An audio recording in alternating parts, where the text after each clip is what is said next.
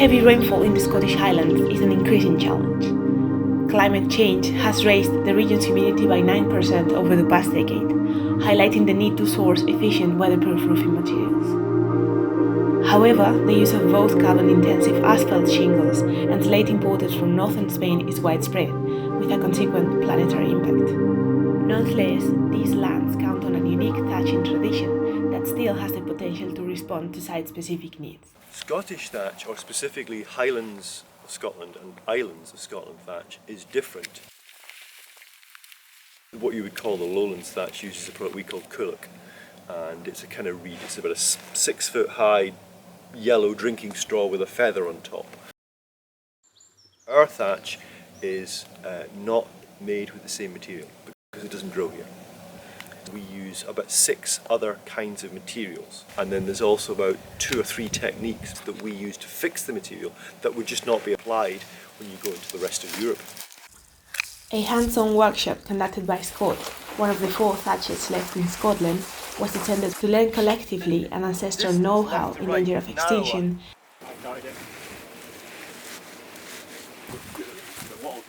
and explore its potential in the present day within the rural context.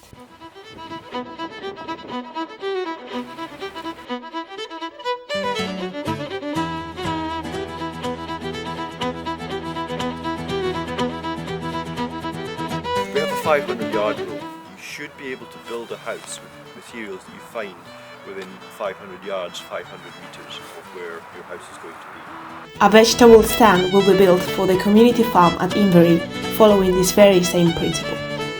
The timber employed is sourced from spruce coming from the local forests, later processed by the local mill.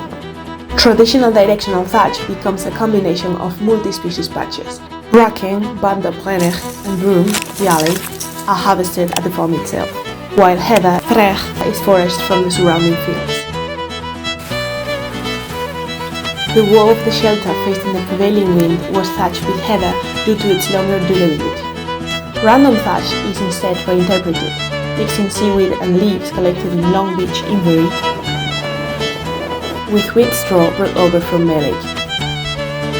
These materials are then filled in recycled bare netting bags and laid on top of the structure for weatherproofing. Flat stones were collected from the neighboring beach, then used for wind protection. How do you feel when you thatch?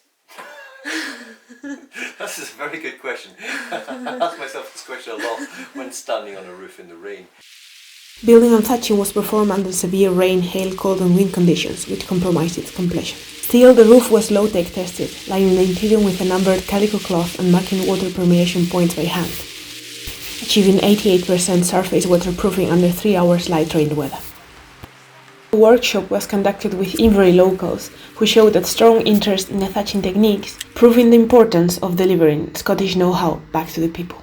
What I would like to see is I would like to have thatching as a roof covering type have its proper material specification, so that architects can just look up a table and they know its breathability, its water permeability, its structural integrity. They can just do that and they can spec it for a building.